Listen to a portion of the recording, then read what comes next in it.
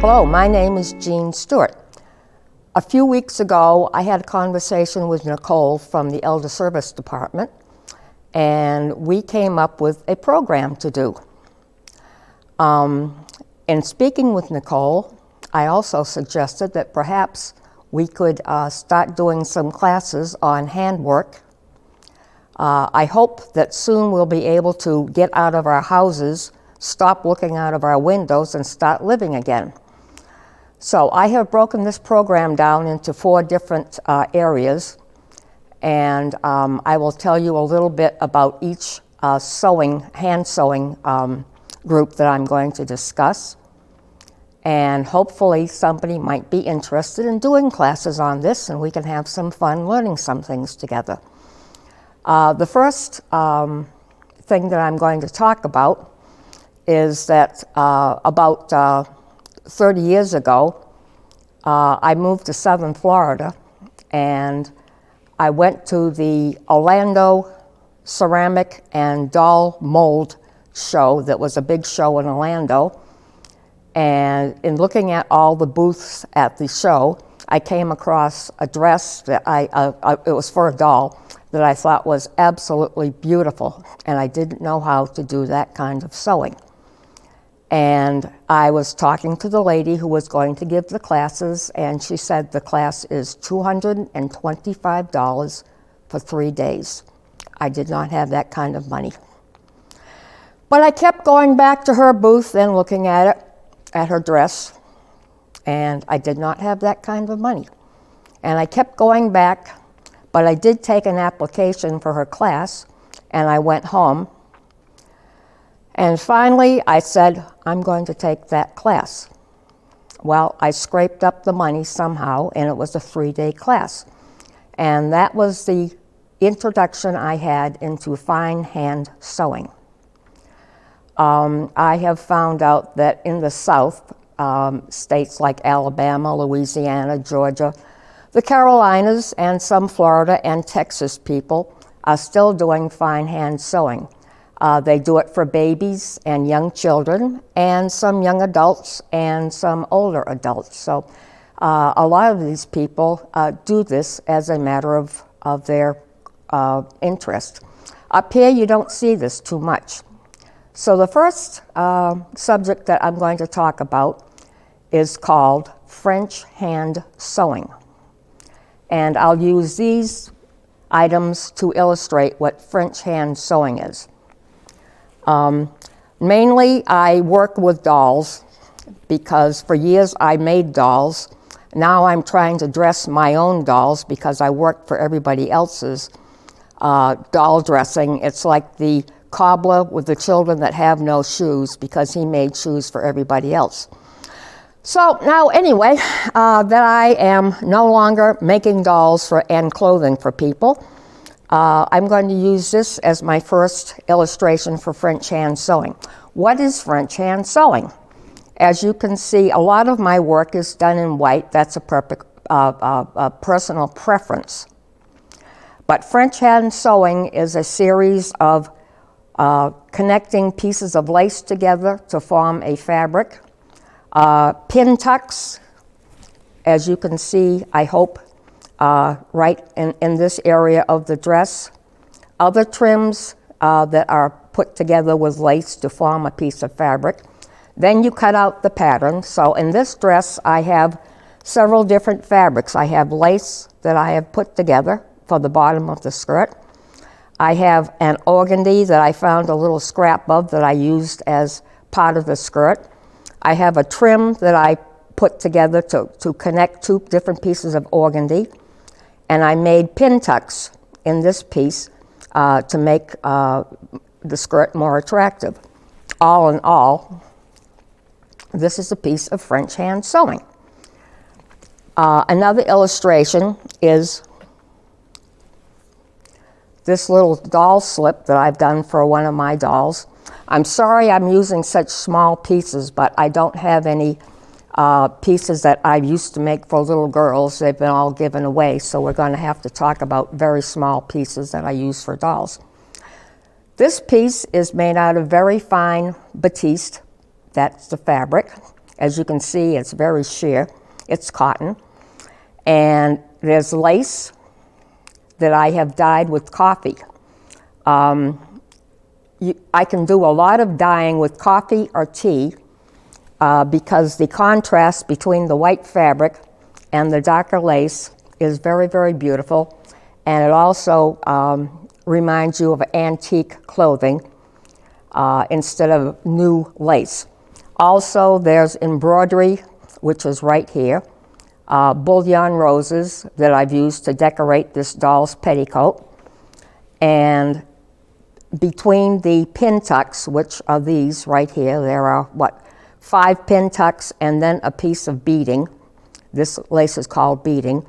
And 2 more decorative pin tucks, and then pin tucks at the top. So, this is a very fancy slip. Nobody's going to see it. Nobody's going to know about it but me. And French fashion dolls, they wore extremely fancy clothes. So this is another illustration. This is a very beautiful baby bonnet, and it's made of several different pieces of lace that were put together. This lace has 3 different laces in it for the brim of the bonnet. The back of the bonnet is also different pieces of lace with ribbon run through some of the pieces and silk ribbon bows. It's a very, very lovely piece, and I made this quite a while ago too for a doll. And then lastly, on the French hand sewing is, I'm not going to show any more dolls. That's not the purpose of why I'm here. But I made this dress very recently for a very small doll. I hope you can see it. And this again is another illustration of French hand sewing. We have lace at the bottom. The lace was connected together to form the hem and a wider piece. And then pin tucks on this very pretty little piece of fabric. And a very pretty collar with pin tucks in it again. And then I made little blue silk ribbon roses to trim off the collar and make her very fancy because she's a little French fashion doll. And the collar is very pretty too. And then silk ribbons at the cuffs. So as I said, I'm dressing dolls as the way little children have been dressed. And they still sew for children in the South like this. Very, very exquisite sewing. If you would like to learn how to do this, we can learn how to do this. This is not this difficult to do. With all the projects that I'm bringing, you need, the one thing that we all need is good eyesight. And a pair of drugstore glasses at the dollar store work very, very well.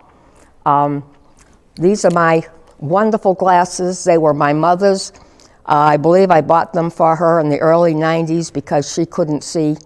They're not very pretty, but they work great, and this is what I depend on for doing all my work. Other than a good pair of glasses, all you need for most of this is a needle and thread. Our next subject that I'm going to cover are embellishments. If you've noticed, I mentioned the little ribbon roses on this dress. That's an embellishment. The lace is an embellishment. The little tucks are an embellishment. In other words, embellishments are used on clothing and or other works to make it more appealing, to make it more fancy, to bring colors together, all sorts of reasons why you would put embellishments on. And I'm going to show you a few examples of embellishment. This is a second thing that we could do. Now, this is a hat that I made out of rickrack quite a while ago for a doll. And the little flowers on the hat brim are made out of rickrack. And I'm going to show you how to make a rickrack flower. This box I made many years ago for the table decorations for my son's wedding. And this is a ribbon flower, and the leaves are made out of ribbon. This was just a plain box. I covered it with fabric and made the ribbon flowers, and I still use it today mainly to carry things in. And these ribbon roses are very simple to make, very fun to make, and we can learn how to do that.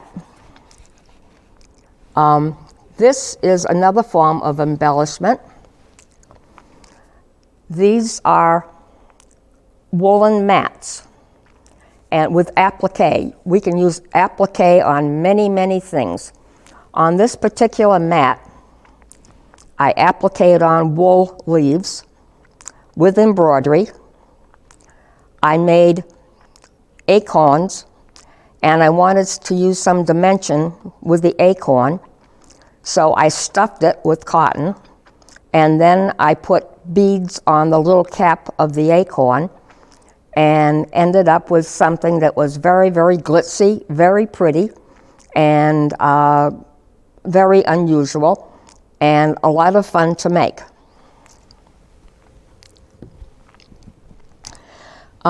This is something, I made these this winter. They're little felted mousies. I'm going to use them for decorations in my sewing room. And in the little sweater that the mouse is wearing is a little ribbon rose. Now that's the same technique as I used on this box, but it's much tinier. And these I did on a toothpick, and these I did probably on a pencil, but it's the same technique.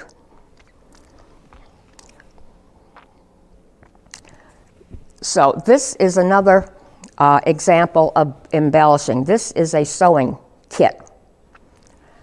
Never used it, it's too pretty to use.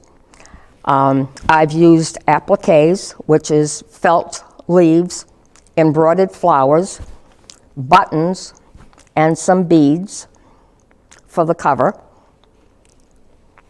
Then when you open it up, here is the sewing kit. And we have little pockets to keep things in. We have a little pillow, which is a pin cushion. We have a little scissors holder. We have another little holder for Lord knows what. We have another little pocket to keep things in, and another little pocket to keep things in. Now each one of these pockets, I have done some type of embroidery or some type of applique on, merely because I wanted it to be pretty, and had a lot of fun doing it. And it incorporates a lot of different techniques that I've learned over the years.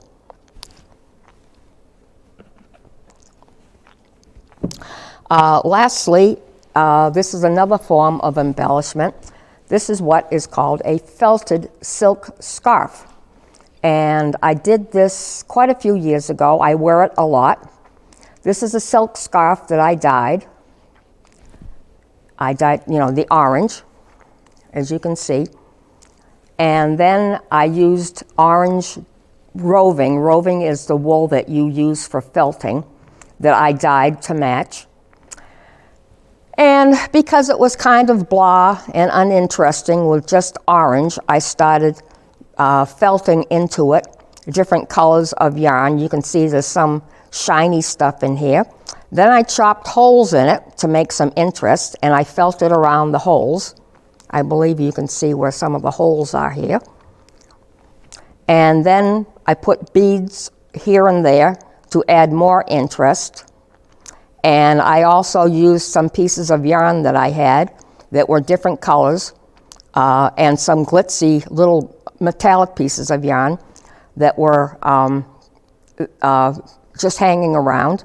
And I used those to add interest and add some accent to the piece. Now, as we get up to the part that's going to lay against the back of your neck, I discontinued felting because you don't want the itchy wool on your neck. And so you can see the felting is gradually petering out here. This is the part that ends up on your neck, and this is the other tail of the felted wool scarf. Again, with beads and some little metallic threads and another hole in it, and just some more things pieces that I just kind of rolled up and made a lump out of, and then decorated the lump, and you get some very interesting dimension. So that is a lot of what I am talking about when I'm talking about embellishments. They're fun to do. There's a world of different things that you can learn to do for embellishments. And if you buy something at a flea market or a yard sale, or you have a piece of clothing or some other item in your closet that you really don't like and it just looks blah, learn how to embellish it and you can turn it into something that is fun to wear and really nice. So our next thing that we're going to be talking about is smocking. Let me just move some of this over. I don't know if any of you know how to smock. Most people that I've talked to up here, I've heard about how to smock, but I don't know, and I don't know anyone who does it. So I will show you some examples of what smocking is. The definition of smocking, I looked it up, is doing embroidery stitches over many pleats. The pleats keep the fullness gathered in, and then at the end of the pleats, your fabric is full. So I will show you the example of what I'm talking about. I just pleated this the other day, and as you can see, it's much narrower here. All the pleats are pushed in together, and I've started doing some embroidery stitches using a contrasting thread, because a lot of my work, I like light work, and a lot of my dolls are dressed in light blues or light pinks, and they're hard to see here. So I did this felting, and I used green thread so that it would show up. Now, years ago in the 16th and 17th century, before they had elastic, men's sleeves were made with smocking, and the cuff was smocked, and then the fullness of the fabric went into the man's sleeve so that his sleeve was very full, but the cuff hugged the wrist. So that was one way that they used smocking for years and years and years, and then somebody found out about elastic and they discontinued that, and they used elastic and other means of making cuffs or making parts of clothing tight. We use smocking today. In children's clothes, you would smock the top, for instance, of a dress, and this would be a little girl's dress. The top would be smocked. I believe you can probably see the blue smocking. Then I did little roses embroidery at the neck and at the bottom where the skirt comes out, and the little blue is little blue forget-me-not. So it's very decorative, and also the sleeve is smocked so that it has the roses and the blue forget-me-nots on the sleeve. So this brings the top of the dress in to fit the narrow part of the human body, and this is the skirt, and it's all one piece. This is another example of smocking. This is what is a classic bishop's dress, and the bishop's dresses were smocked around the neck to fit the neck, but it was a very loose fitting garment for children, and so from the neck down it became very full with little sleeves, and so you didn't have to worry about having a waist on the dress or anything fitting. It all fit around the neck, and the rest of the dress just hung very prettily in a full skirt. Then what we do today with smocking, since we don't need smocking to build cuffs on shirts, shirt sleeves, or the tops of dresses, many times we'll put a smocked panel in the top of a child's dress. That's called picture smocking. And so the top is smocked in very little diamond-shaped embroidery stitches, and then either a picture, sometimes you'll see a train or a duck or a boat embroidered in the diamond shapes, or sometimes flowers. I did flowers on this. So since smocking is not well known, I'm going to give a small demonstration on how you set up a piece of fabric to smock it. Bear with me 1 minute.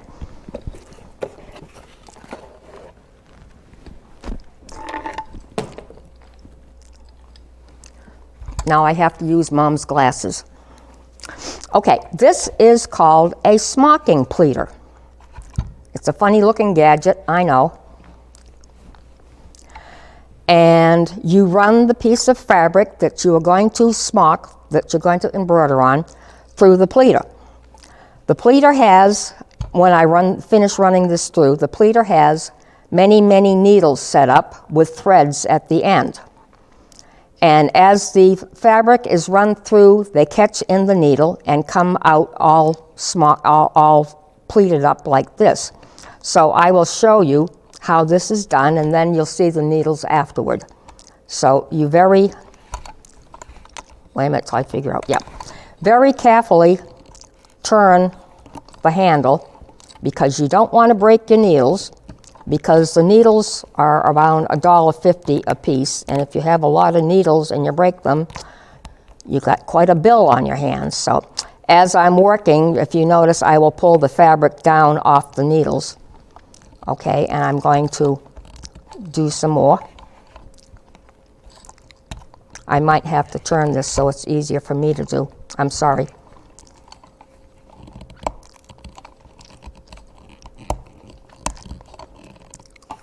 Maybe this is not going to cooperate. Wait a minute.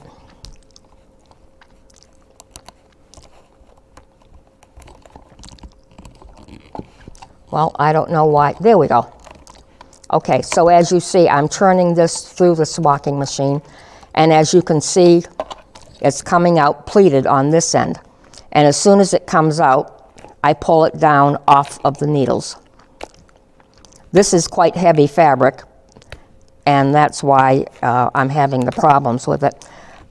If you use a lighter weight fabric, it's much easier to run through the smocking machine. So I am almost finished. Hold on a minute. Okay, now it's run through. So the next step that I do is pull it off the needles and onto the threads. If you can see, I hope, there are some little blue threads. And I'm pulling this down off of the needles onto the threads.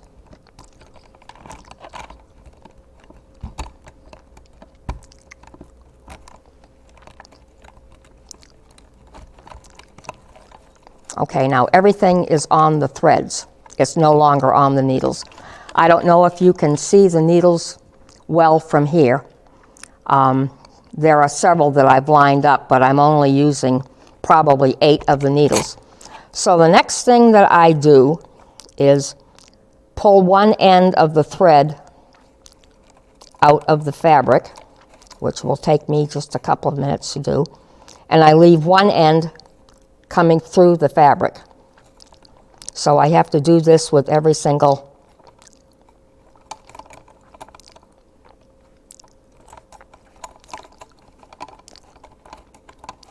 needle that I have threaded. And it looks like I could have gotten away with a lot less threaded needles, but it will work here. Hang on.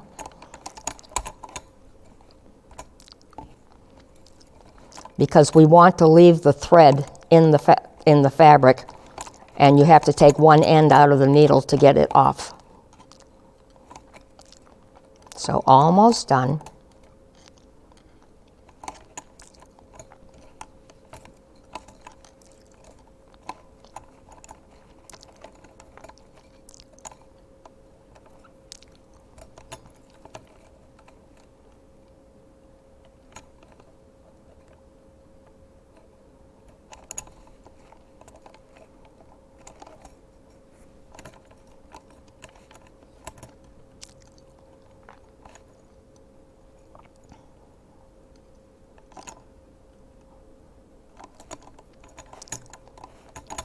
Okay, now the piece is off the fabric, is off the needles, I'm sorry. And now we're ready to pull all of the threads up, because we have to pull all of the pleats up very tightly in order to get the pleats ready to be embroidered. So once you pull everything up tight, you're going to end up with a piece something like this. Okay, this is a piece, sorry about that. This is a piece that I've already pleated, And I've started doing some embroidery on it to show you some of the smocking stitches.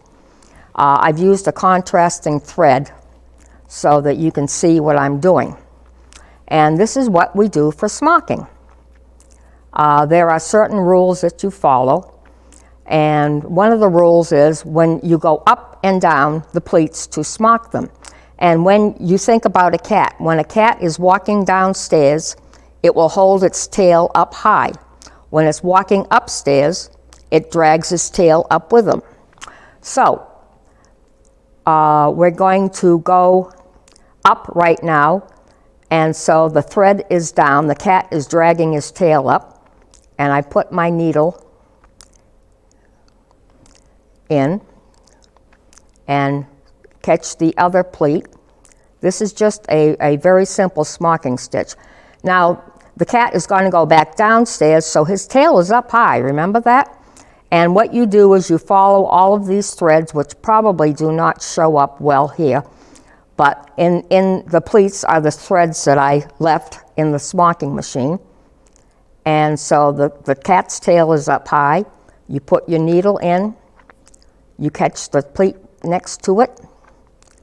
Okay, now we want to go up the stairs again. So the cat's going to drag his tail up, so your thread is down when you're going to the top pleat.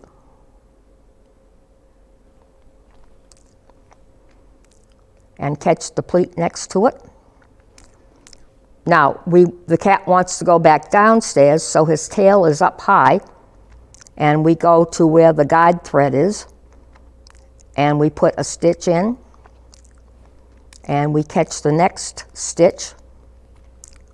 Now we want to go upstairs again, so the cat is going to drag his tail up so that the thread is down. And we catch the next stitch. Now the cat wants to go back down the stairs again, so his tail is up high. And we go to the guide thread, we catch the next stitch, and the next stitch. So you would continue like this all the way across your pleats. Then you would do another row, and another row, and another row, until you finish sewing all of the pleats. And you'll end up with a honeycomb type of a pattern like this. And then you can either do picture pleating. Remember I told you could do duckies or trains or boats or whatever you wanted to do it, or little flowers on it, or whatever you want to do with it. So that's how you prepare yourself for smocking. Smocking is a little bit more complicated to learn than some of the other forms of sewing that I'm showing. But once you catch on to how to do the stitches and you follow the rule, the cat's tail up, the cat's tail down, you're pretty well set on that. Wait till I move this. So the last thing that I'm going to discover, discuss, is something called freeform crocheting. I know a lot of you know how to crochet, some people don't. I've been crocheting for years and years and years, and I've done a lot of crocheting geared to children's clothes or doll clothes again. I'll show you a few examples. Now this is everything, everybody knows what this is. It's called a little crochet doily. But it has many different stitches in it, and it has a pattern. This is done in a circle. And it's a very disciplined form of crochet. In other words, you follow a pattern, and it will tell you put so many stitches of this in and so many stitches of that in, and skip a stitch or go back on a stitch or whatever. But this is a very disciplined form of crochet. For those of you who do not know how to crochet, I looked up the definition of crocheting, and crocheting is defined as a series of thread loops made with a hook, a needle with a hook on it. That tells me just about nothing. So anyway, most crocheting is done off of a chain. So you make a basic chain with your crochet hook. Need Mom's glasses again. And then you can do a series of different stitches. I find that the basic 3 stitches, which is a single crochet, which means you put your hook in your first chain or first hole that's next to the crochet hook, and you bring the thread through, and then you bring the thread through again. That is a single crochet. Most people know how to do that, although, as I said, some people do not because they don't crochet. So I'm just going to do it across this short chain. And this is all just basic single crochet. It's very simple to do, not hard to do. If you don't know how to do it, it can be taught very easily. And it works up very quickly. So I'm almost at the end. The next crochet stitch, when I get to the end here, is double crochet. And that's just another series of pulling thread through loops. So I'm pretty much at the end. You end up with something like this for single crochet, which isn't too exciting looking. If you're going to do double crochet, you chain 1, chain 2. That gives you your piece to work off of. And instead of doing just 1 single crochet, you put your yarn over your hook. You go into the first hole by your hook. You pull up a loop. You pull a loop through those and pull a loop through those 2. And this, again, as I said, most people know how to do it. It's very simple to do. And if you don't, it can be taught very, very quickly. And it's very unexciting. If you make baby blankets or baby sweaters or whatever, most people use single crochet and double crochet, and you achieve what you want by following a pattern. And that's about as exciting as it gets. So then the third basic stitch is triple crochet. So that means we're going to chain 3 instead of 2, wrap the thread around the needle 2 times, turn it around, put the hook in the first hole from the needle or hook, and pull the thread loops through all of your loops. And you continue like that across the piece that you're crocheting. And that is how you do very basic crocheting. But what I'm talking about is not very basic crocheting. So you'll get a piece like this, and it's what most people use to do baby blankets or baby sweaters or whatever. I did this dress quite a while ago, again for one of my dolls, and I incorporated lace, which I used to hook the crochet thread onto. So you'll see some pieces of lace in the crochet work itself.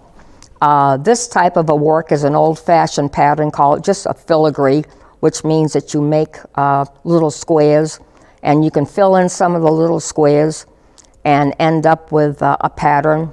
I did a top. I ran ribbon through it, made a collar, and made sleeves. And this is about the same discipline as if you were going to make a doily. It's very structured, and you have to be kind of precise on it. And that's what basically most people learn how to do for crochet.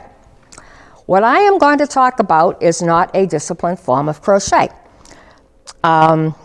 This is a fun thing to do. I learned how to do this quite a few years ago. And it's called Freeform Crochet. I don't know if any of you have ever done this or not. And you're going to say, good Lord, what is that thing? Okay, I just made this a couple of days ago just as an example. I used bright colors so it would show up.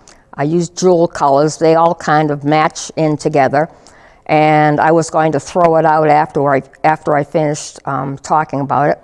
But the more I look at it, the more I like it, and I'm probably going to use it and make myself a little carry-in bag. This will be one of the motifs to do it. Now, if you look at this closely, there's really no rhyme nor reason to freeform crochet. This is a paisley, this piece here. Here's some flowers. There's a leaf for a flower. This is just a piece of something to fill in. This is a filler. Some more flowers. another piece of filler. I've used colors that, jewel colors that kind of look nice together, although I didn't intend on doing that because, as I said, it was going to be thrown out. And I can use this. I'll show you what some of the finished products are. I made a sweater out of Freeform Crochet quite a few years ago, sorry. And I've gotten quite a bit thinner over the years. The sweater no longer fits, so I gave it away. But it was using these same colors. Now this is a bag. I'm going to move some of this so you can see it. I did this quite a few years ago. This is Freeform Crochet. And here's the front of the little bag. And I lined it, I put a pocket in it. And I can carry some of my work around in it. And here's a popcorn stitch. There are no set shapes. Here are some flowers, and you just stick those on sometimes to fill up a gap that may be there, sometimes just to add a bit more decoration. I don't know, there's another flower. Then there are some bullion stitches that we do with crochet. I use several different types of yarn. This is an eyelash. You can see it's fuzzy, and the fuzzy really adds a lot of dimension to your work.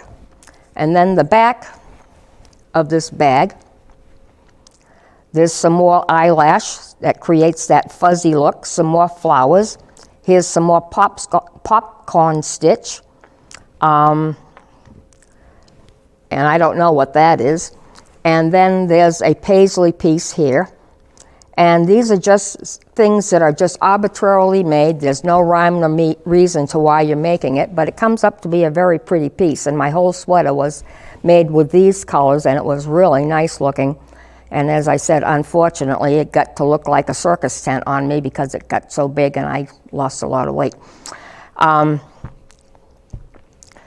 This is very easy to do. You crochet all of your pieces, and you want to use a colorway, which means that colors that go well together. Now, this would be considered jewel tones, so I'd be using a jewel tone colorway. This is very neutral. It's tans and rust color and ecru colors and white, so they all go together very nicely. You want something that matches nicely. And then you sew it on a backing. Now, as far as making sweaters, you'd use a sweatshirt. You slash it up the middle. You take the cuffs and the neck piece off. Make sure the sweatshirt fits you, and you start crocheting. And then you sew all of your pieces on the sweatshirt.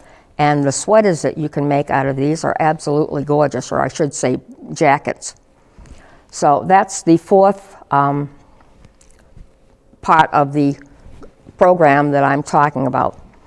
Now, I'm pretty much at the end of my program, and thank you very much for watching. I hope you enjoyed yourself.